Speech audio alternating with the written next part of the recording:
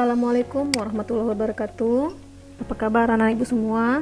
Ibu harap semuanya diberikan kesehatan dan tidak kurang satu apapun juga ya. Pada pelajaran kita 3 minggu yang lewat, kita sudah melihat penjabaran mengenai materi di bab 1, yaitu mengenai bilang berpangkat, bentuk akar, dan logaritma. Nah, untuk pada hari ini kita akan lihat bab yang kedua, yaitu mengenai persamaan dan pertidaksamaan linear satu variabel dengan nilai mutlak. Pada bab yang kedua ini, sebelum kita masuk mengenai persamaan dan pertidaksamaan, kalian harus tahu terlebih dahulu apa sih itu nilai mutlak. Nah, setelah paham apa itu nilai mutlak, baru kita lihat persamaan dan pertidaksamaannya. Dan apabila kita sudah mencapai pertidaksamaan nilai mutlak, itu artinya minggu depannya kalian akan mengikuti ulangan harian ya. Yang mana materi ulangan harian ini adalah materi dari bab 1 dan bab 2. Tidak usah cemas karena materinya dari latihan-latihan yang sudah kita kerjakan juga di dashboard ataupun yang ada di dalam materi ajar yang sudah diletakkan di dashboard ya. Kurang lebih sama indikatornya. Untuk nilai mutlak itu adalah suatu konsep dalam matematika yang menyatakan nilai suatu bilangan selalu positif. Jadi, kalau nilai mutlak dari setiap bilangan real X yang ditulis dengan simbol mutlak X adalah nilai positif dari nilai X dan negatif X. Kalau disimbolkan mungkin seperti ini definisi mutlak X. Mutlak X adalah X kalau X-nya positif dan negatif X kalau X-nya negatif. Untuk lebih jelas, kita lihat dalam bentuk garis bilangan ya. Ini adalah angka 0. Kalau dia positif X, berarti dia berada di kanan. Kalau dia negatif X, berarti di sebelah kiri 0. Dan andai kata kalian disuruh untuk mencari negatif 5, mutlak dari negatif 5 ya. Jadi pembacaannya seperti itu. Mutlak dari negatif 5 itu sama dengan, kalau kita lihat sebenarnya kalau secara geometri, pengertian mutlak itu adalah sebuah jarak dari angka tersebut ke titik 0. Jadi kalau di sini adalah 0, negatif 5 itu kita lihat adalah angka yang berada di sebelah kiri 0 ini. Nah, di sinilah angka min 5. Kita hitung mundur tadi ya. Dari angka min 1, min 2, min 3, min 4. Nah, inilah yang namanya negatif 5. Berapa jarak angka min 5 dengan 0? Tentu bisa kita hitung sendiri. 3, 4, 5. Nah, itu sebenarnya kalau kita dekati pengertian mutlak negatif 5 ini secara geometri, jarak antara negatif 5 ke angka 0 adalah 5. Jadi jawabannya adalah 5. Jadi di sini seolah-olah untuk yang bilangan negatif itu diberikan min lagi di depannya. Min dari min 5 itu sendiri. Itulah hasilnya sama dengan 5. Itu kenapa dikatakan tadi di pengertian ini bahwa kalau dia kurang dari 0, dia diberikan negatif di depannya. Nah, seperti ini. Di depan min 5 itu diberikan lagi negatif kalau dia kurang dari 0 alias negatif. Tetapi kalau dia positif ya tidak, langsung aja.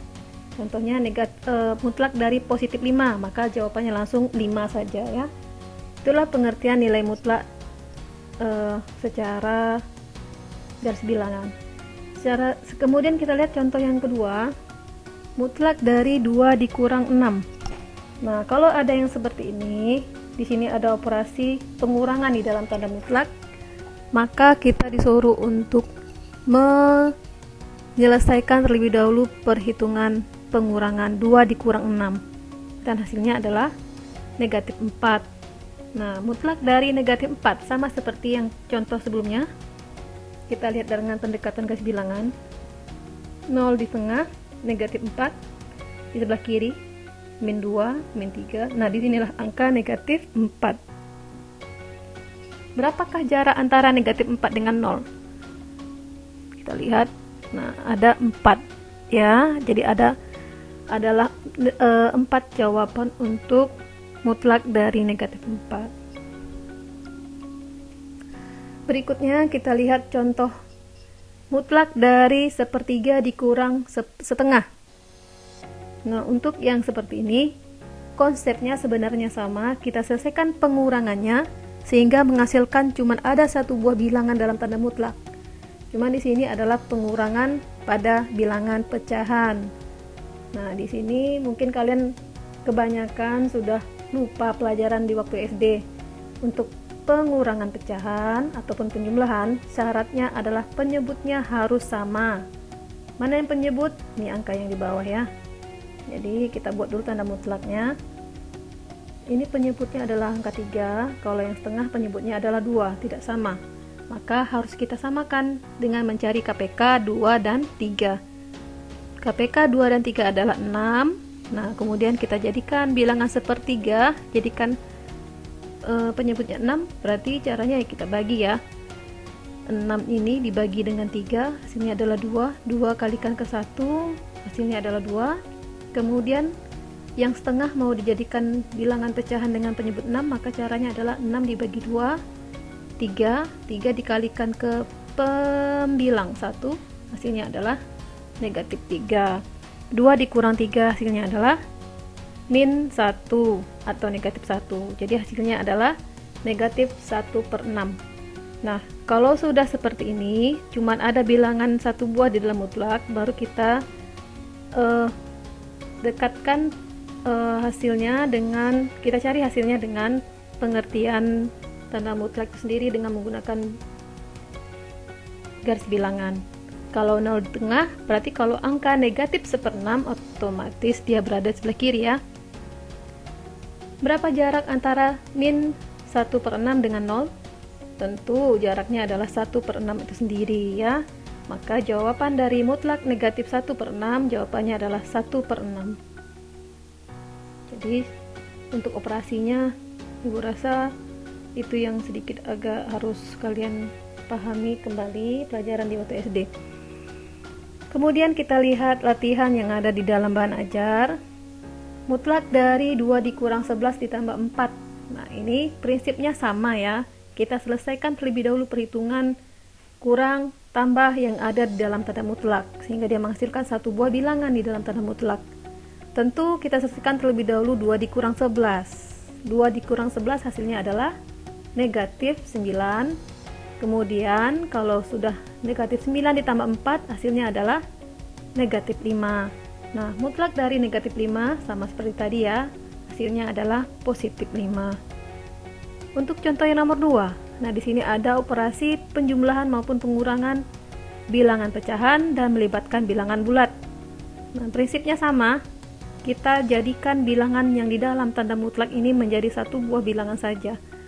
Seperti ini, baru kita buka tanda mutlak dengan menggunakan definisi atau pendekatan dengan jarak atau pengertian geometri nilai mutlak.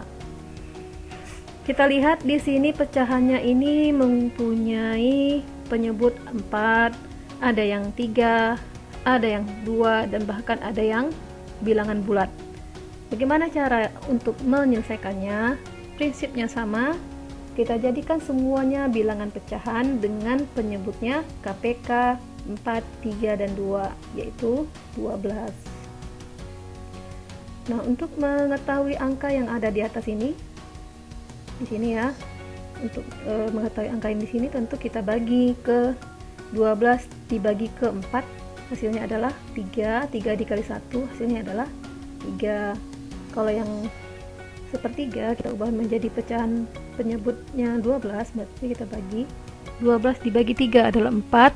4 dikali 1 jawabannya adalah positif 4.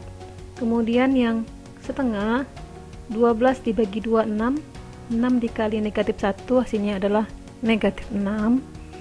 Dan yang terakhir, yang angka 1 ini kalau kita jadikan pecahan tentu dia menjadi 12/12 ya.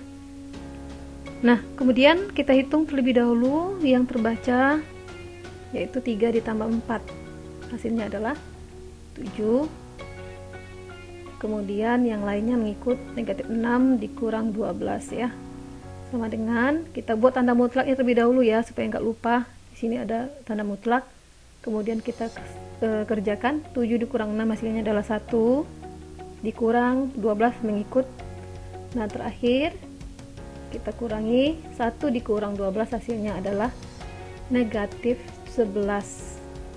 Jadi hasilnya adalah negatif 11/12. Jangan lupa tanda mutlaknya masih ada. Jadi kalau kalian membuat ini, jangan lupa dibuat dulu tanda mutlaknya, baru terakhir kita selesaikan pengertian dari mutlak min 11/12 ini seperti apa. Mutlak dari negatif 11/12 ya itu sama dengan 11/12. Kita mengambil nilai yang positif saja. Jadi ibu rasa untuk nilai mutlak tidak terlalu sulit, tinggal kalian latih pengetahuan kalian mengenai penjumlahan, pengurangan, perkalian maupun pembagian yang melibatkan angka pecahan. Dan berlatih lebih banyak lagi, silakan dilihat soal-soal yang melibatkan konsep nilai mutlak ini agar dapat memahami lebih bagus dan bisa diterapkan dalam persamaan maupun persamaan nilai mutlak yang akan kita pelajari minggu depan.